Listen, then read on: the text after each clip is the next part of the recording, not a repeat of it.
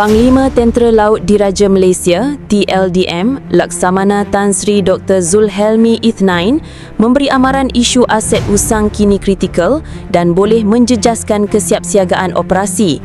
Beliau menekankan tekanan penyelenggaraan semakin tinggi ditambah keperluan operasi berterusan termasuk latihan besar-besaran.